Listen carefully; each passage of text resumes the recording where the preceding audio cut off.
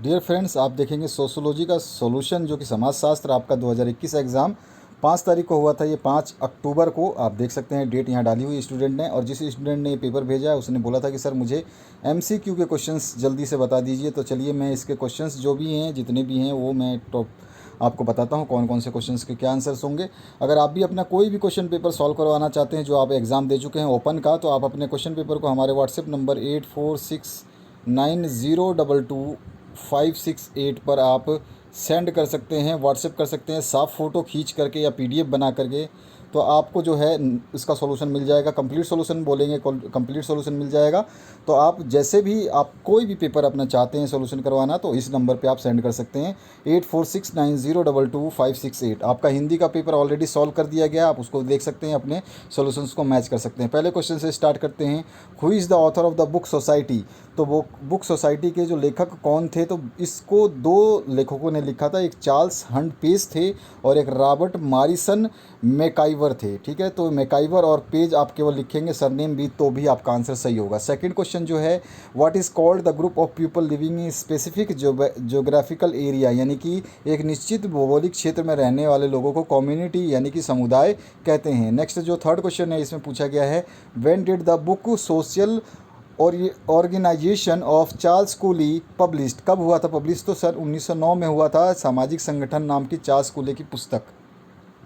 Question number 4 है, define social value, यानी कि सामाजिक मूल्य को परिभाषित करना है। मैंने सबसे सिंपल डेफिनेशन बताई है। सामाजिक मूल्य का एक सामाजिक आधार होता है और वे समाज द्वारा मान्यता प्राप्त लक्ष्यों की अभिव्यक्ति करते हैं। सामाजिक मूल्य हमारे व्यवहार का जो है सामान्य तरीका है और सामाजिक मूल्यों द्वारा ही हम कुछ अच्छे बुरे सही गलत का जो है अंतर करना सीख पाते हैं। ठीक है, इसके बाद नेक्स्ट क्वेश्चन जो पूछा गया था इसमें, in which religious group marriage is called as religious sacrament? तो यहाँ पर जो है किस धार्मिक समूह में विवाह को धार्मिक संस्कार कहा जाता है? तो हिंदू विवाह को धार्मिक संस्कार कहा जाता है। क्वेश्चन नंबर 6 है, who is formulation of the theory of socialisation on the basis of I and me? मैं और मुझे के आधार पर सामाजिकरण सिद्धांत का प्रतिपादन जो है जॉर्ज हर्बर्ट मिड ने किया था, जो कि हिंदी और इंग्लिश मीडियम के दोनों के लिए मैंने वो लिख दिया आंसर। इसके बाद में 7वां जो क्वेश्चन है, which socialist has consider the peasant class as an essence of backward class? तो कृषक वर्ग को पिछड़े वर्गों का सार किस समाजशास्त्री ने माना था? तो एंड्रे बेटेली जो थे उन्होंने माना था। तो आंद्रे बेटेली जो वो हमने आंसर लिख दिया। इसके बाद 8वां क्वेश्चन है, when did August Comte found sociology as a subject? August Comte ने एक विषय के रूप में समाजशास्त्र की स्थापना सन 1838 में की थी। आगे बढ़ते हैं नेक्स्ट क्वेश्चन की तरफ। 9वां जो क्वेश्चन है इसमें क्या पूछा गया है? 9वें क्वेश्चन में पूछा गया है, who is the founder of communist ideology? साम्यवादी विचारधारा के जनक जो है कार्ल मार्क्स यानी कार्ल मार्क्स थे। उसका 10वां क्वेश्चन है, which is the subject matter of sociology according to DP Mukherjee?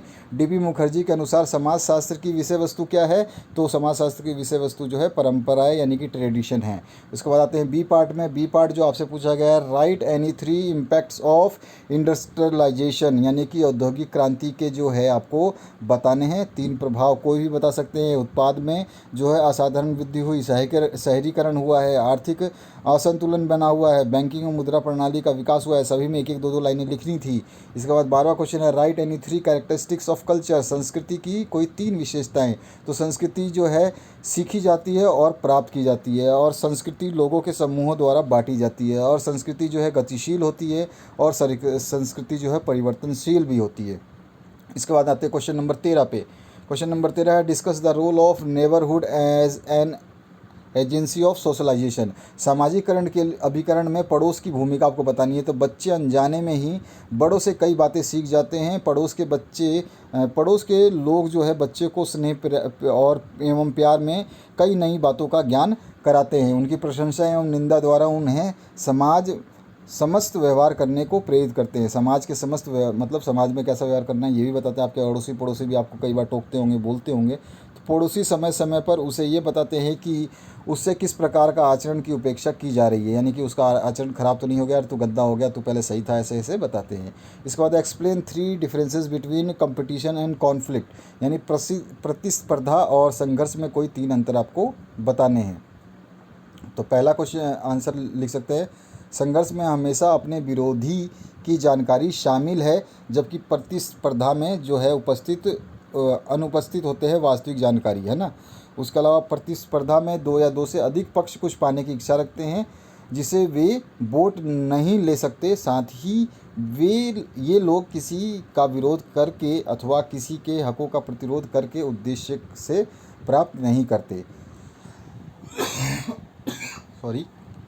उसके बाद में तीसरा जो इसका पार्ट लिख सकते हैं आप, प्रतिस्पर्धा में हमेशा ही नैतिकता एवं सही आचरण का पालन किया जाता है, जबकि संघर्ष में ऐसा कुछ भी नहीं होता। इसके बाद में 15वां जो क्वेश्चन है इसमें पूछा गया आपसे, discuss in brief the role of cultural challenge in the rural urban differentiation, यानी कि ग्रामीण और नगरीय विभाजन में सांस्कृतिक परिवर्तन की भूमिका संक्षिप्त आपको वर्णन करना है। उसके बाद नेक्स्ट क्वेश्चन जो पूछा गया है, औद्योगिकरण के कारण होने वाले किन्हीं 3 परिवर्तनों का आपको उल्लेख करना है, जो कि मैंने अभी ऊपर बताया था आपको कि कौन कौन से औद्योगिकरण हो सकते हैं। उसके बाद में एनी जनरल वर्क आपको ग्राम पंचायत के बताने हैं सामान्य कार्य को। तो बहुत सारे सामान्य कार्य करते हैं, जो प्रकाश की व्यवस्था करते हैं, सड़कों की व्यवस्था करते हैं, स्वच्छता की व्यवस्था करते हैं, कुआओं की सफाई करवाते हैं और ये चारागाहों की व्यवस्था करते हैं। उसके अलावा जो है ये कब्रिस्तानों की देखभाल करते हैं। इन सभी चीज़ों में इनका यूज़ होता है। उसके बाद में 8वां क्वेश्चन है, what do you mean by water management, discuss in brief, यानी जल प्रबंध से क्या समझते हैं, संक्षिप्त में आपको बताना है। और what are the causes of child labour according to Marxist and socialisation theory, यानी मार्क्सवादी सिद्धांत और सामाजिकरण सिद्धांत के अनुसार जो है बाल श्रम के क्या कारण है, ये आपको बताना है। 20वां क्वेश्चन है, एलोबरेट करना है आपको लाइट पोल्यूशन, यानी कि प्रकाश प्रदूषण का अर्थ बताना है और उसके बारे में उसका कोई भी 2 दुष्प्रभाव आपको बताना है। सेक्शन सी की बात करें तो सेक्शन सी में जो है आपको समन्वयात्मक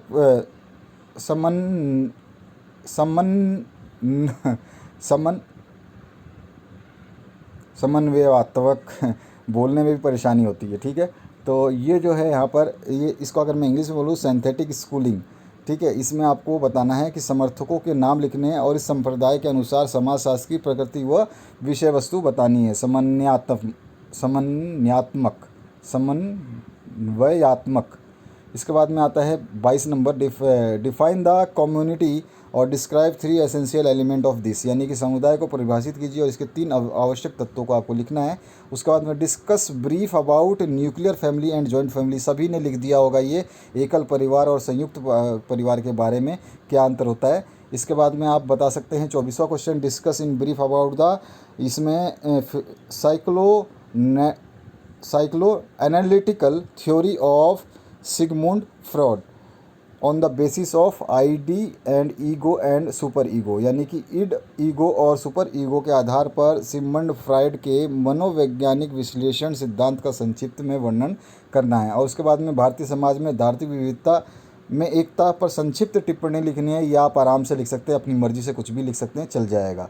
इसमें ग्रामीण व नगरीय समाज में मनोरंजन के साधनों की क्या भूमिका है ये बताना है। उसके बाद 27वां क्वेश्चन है, भारत में औद्योगिकरण के प्रभावों की चर्चा आपको करनी है। उसके बाद में 28वां जो क्वेश्चन है इसमें पूछा गया है, आवास निर्माण के समय किन सावधानियों का ध्यान रखना है वो आपको बताना है। आर्य समाज की प्रमुख विशेषताओं को आपको लिखना है। इसके बाद में सेक्शन डी की बात करूं तो सेक्शन डी में जो है क्वेश्चन नंबर जो आपका है 30 नंबर, इसमें क्या पूछा गया है इसकी बता देता हूँ मैं। 30 नंबर के लिए पहले हम इसको छोटा कर लेते हैं जो कटे नहीं प्रश्न।